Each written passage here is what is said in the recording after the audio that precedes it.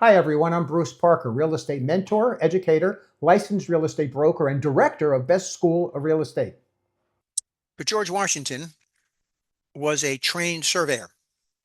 Here he's using a level and a transit. These are the same tools that I learned how to survey with as a freshman in college in engineering. And it's only until recently that these tools have really been made to be much more accurate and much more digital and electronic. You'll see surveyors out all the time. But what they're doing is they're defining the boundaries of your property by distance and direction. And that creates what we call a meets and bounds description of where your property lies. Meets and bounds, distance and directions. Any meets and bounds description has a point of beginning, it has a point of ending. Sometimes it has monument marks, sometimes it has benchmarks, sometimes it has a datum. That meets and bounds description in New Jersey is known as the legal description. And the reason it's known as the legal description is it must accompany deeds and it must accompany mortgages. And that's because the legal description is an unchanging description of where your property is. Addresses can change, lot and block can change, but legal description never changes. So when you're doing a survey, you start at a point of beginning.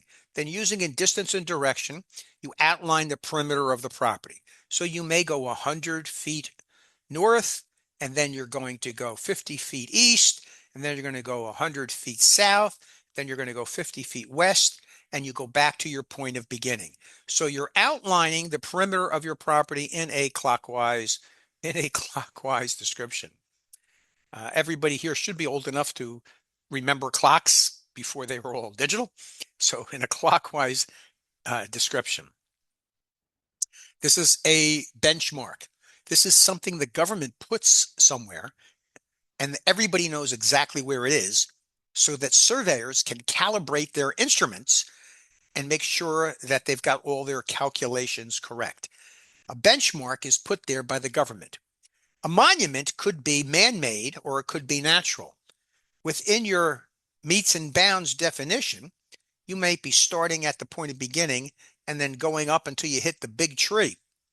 That big tree is a monument. And then you might turn until you hit the fence. That fence is also a monument. And again, monuments can be man-made or natural, but benchmarks are always man-made. And then we have datums. Datums are relative point of elevation. For a while, I was trying to go to the highest point in every state, made it to about 5 or 6. New Jersey's is High Point State Park, very, very picturesque location. Florida, the highest location is only 500 feet or so above sea level, so not a big deal. Um, my sister and my daughter went to the highest mountains in California. So again, I kind of put that quest on hold for a while. I'm not doing any mountain climbing, that's for sure. So in terms of defining where your property is, meets and bounds is the most complete and significant definition because it's unchanging. It's been the same since George Washington did it. Lot and block is what we use for taxes, and lot and block is what we use for our unit deed when we're talking about condos. Address is just where the postman delivers your stuff.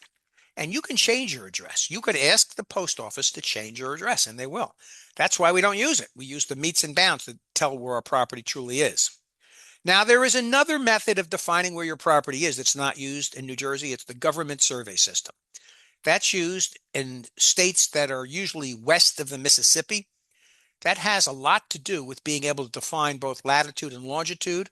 And there was a point when it wasn't easy to define both of those without instruments that, only sea captains knew how to use. So that's the government survey system, and we do not use that in New Jersey. We use the meets and bounds definition, also known as the legal description.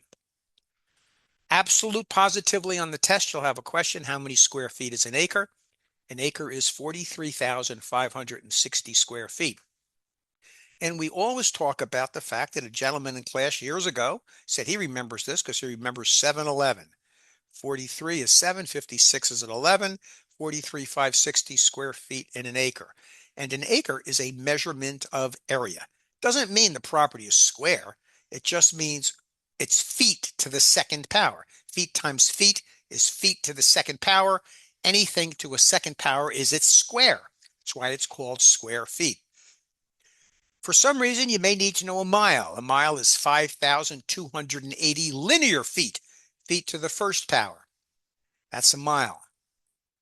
We'll also sometimes need to define our property by where it sits on our lot. And when we're giving a lot dimension, the first dimension is always along the street, the width. The second dimension is always the depth. So if we're saying 50 by 100, we're saying 50 feet here. Oops, where's my annotator? Come on, baby. We're saying 50 feet here and 100 feet here. Now, well, sometimes in Highland Park, the minimum lot size is 50 by 100. You also have front and rear setbacks and side setbacks. The front and rear setbacks in Highland Park, I think it's 25 feet in the front and 30 feet in the back. And the side setbacks are 8 feet on each side, I think. My brain's not working real clear tonight, or 8 feet on each side.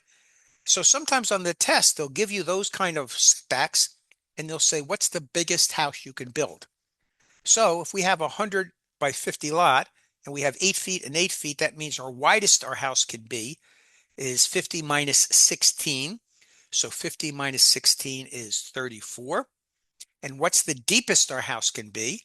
And that's 100 minus 30 minus 25. So 100 minus 55 is 45 feet. So we would multiply those two together to determine what's the biggest single-story house we can build. Now, they sometimes trick you by saying, what's the biggest two-story house? And that means you would just multiply it by 2. Now, what if you wanted to build a house that was closer than 8 feet to the side yards? You would go for a variance. You would go for a variance.